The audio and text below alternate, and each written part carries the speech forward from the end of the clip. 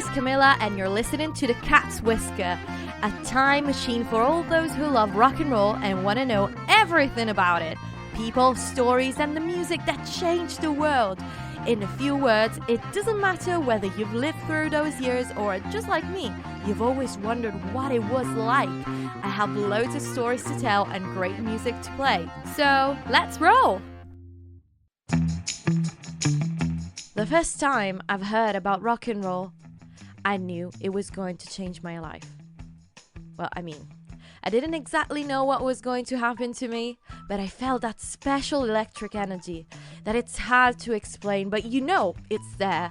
You can see it in films when the camera lingers on a movement for a longer time than expected. You know that specific thing the director is randomly showing you is going to become essential for the plot twist. And let's be honest, the premises for my story weren't even that catchy. I was born in Italy and lived my whole life in a sleepy, tiny, minuscule village in the countryside. No one talked about rock and roll. No one listened to rock and roll. It was like the Fight Club of rock and roll in a way. Very sad, I know. I started playing the piano when I was 5, but I wouldn't consider Twinkle, Twinkle, Little Star a very good song to be introduced to rock and roll with. The first times I've heard of it was during Christmas time. Jingle Bell Rock was the first song I've ever sang in English. Couldn't understand a word of what I was saying, but I seemed pretty confident anyway. And I loved rocking around the Christmas tree. It made me want to play the guitar. Not long after, one day, I was going through my history book and saw in one of the small paragraphs no one ever reads at the bottom of a page, the word rock and roll. It was basically 2 lines about the first ever important rock and roll song. It was 1954, and the song was Rock Around the Clock by Bill Haley and the Comets. Now, I don't know what Bill Haley and the Comets were doing in an Italian elementary school book, but I was hooked. But if this was my first ever rock and roll song, I've been wondering, what was the first rock and roll song for the world? As it turns out, I'm not the only person in the world that actually thought about this. Actually, I think this has been in the mind of critics for a very long time. And since I ain't no music critic or professional whatsoever, but only an Italian girl that loves rock and roll so much that literally moved to another country because of it, I'll give you my unsolicited opinion while we figure this out together. First of all, I will tell you that Rock Around the Clock is not the first rock and roll song ever published. Yes, you heard it right. My school book was lying. I wonder how many other things it lied to me about. Anyway, to complete my quest, I had to ask myself, what is rock and roll? The term rock and roll was first used in the 17th century in maritime jargon to describe the rhythmic motion of a ship in the sea.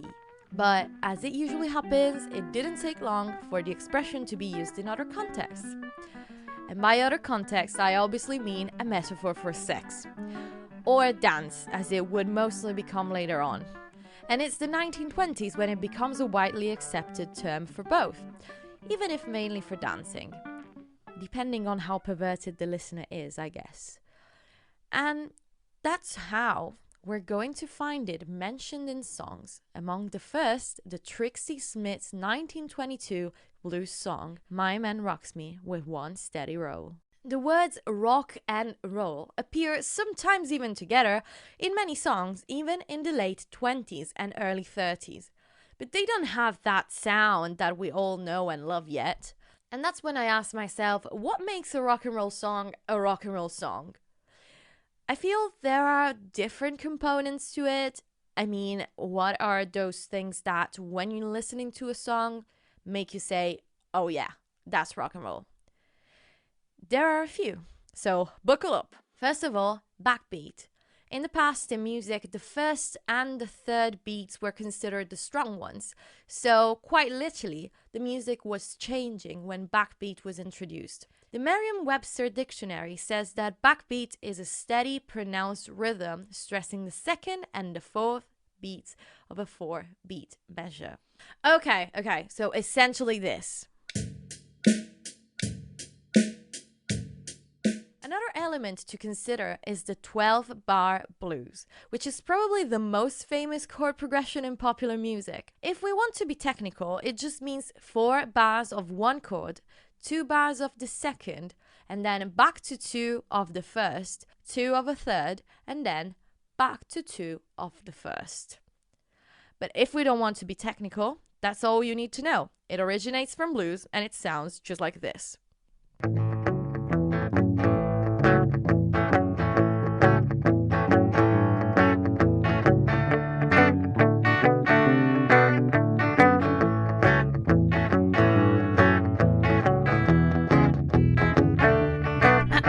A little lead guitar, please.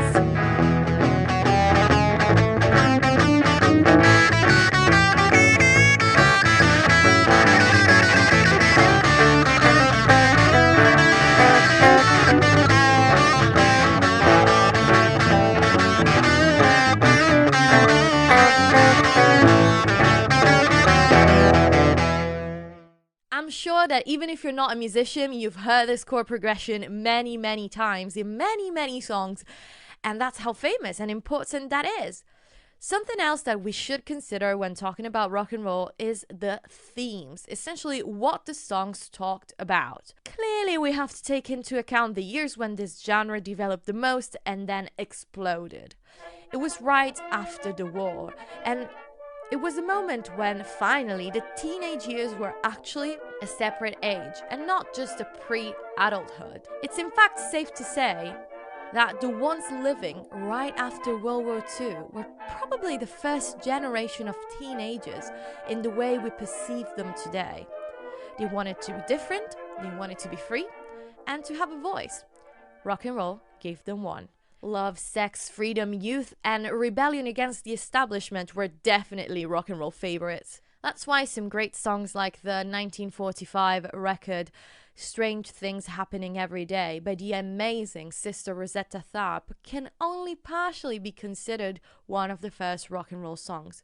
But let's dig a little bit deeper. In order to understand rock and roll, it is essential to grasp the meaning of it, who made it possible, and where it came from. The roots of rock and roll are complex. It comes from a lot of different backgrounds: country, swing, jazz, gospel, jump blues, boogie woogie, doo-wop, and most of all, blues and rhythm and blues. Some say that rock and roll was like blues, only with happy themes. And many musicians of the early 50s said that at the end of the day, rock and roll was up-tempo rhythm and blues. Oh, rhythm and blues. That's a term that was used by the music industry to replace in 1949 the name race music. That was the label given to all those records performed by and destined to the African American public. Just like today, Billboard was the voice behind the charts, and during those years of racial segregation, even the charts were kept separated. The rhythm and blues chart, populated by most of the songs that will then become rock and roll, was divided from the standard chart and dedicated only to black music. And one of the artists of the rhythm and blues scene that would write the first single in music history to sell more than 1 million copies was a man called Fats Domino. That record was his first single and will definitely shape rock and roll history. It was December 1949 and the song was called The Fat Man. But let's not forget one of the most important elements in rock and roll, one of my favorite items on the list: the guitar, or better, the distorted guitar.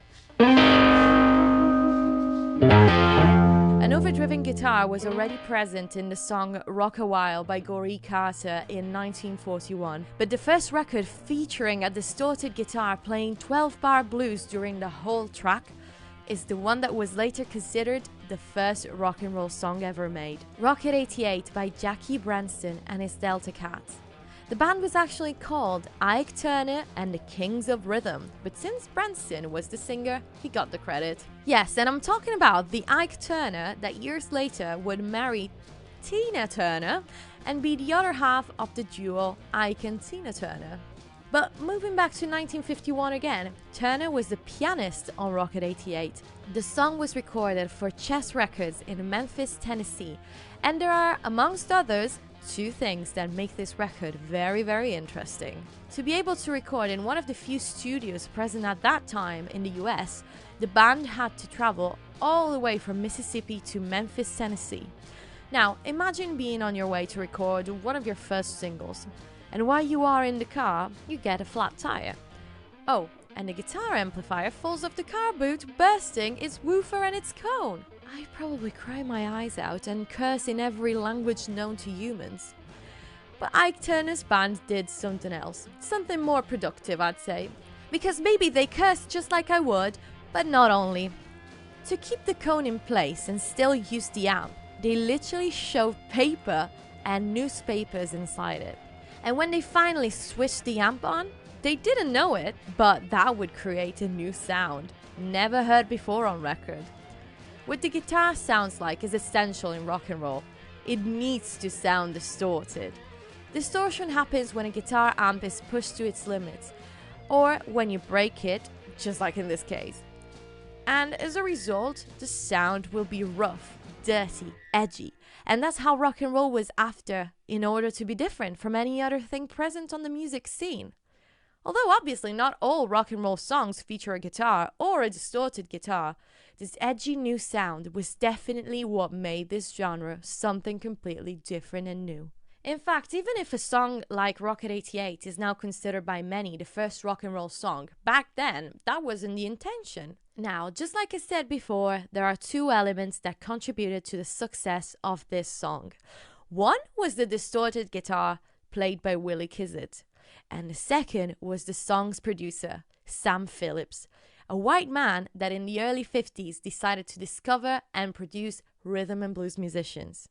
A man that saw an opportunity in that new genre, and a man that, after hearing the sound of the guitar in Rocket 88, said, "The more unconventional it sounds, the more interested I am in it." With the money earned from Rocket 88, Sam Phillips was able to found his own label and studio, Sun Records and the Sun Studio.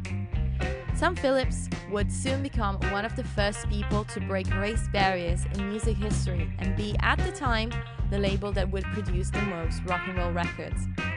After listening for a very long time to black musicians, he thought that that music was revolutionary and that the world should hear it. He knew, though, that to have a major breakthrough and make that sound popular, he needed a white person with a black sound that would allow the records to be played on white airwaves.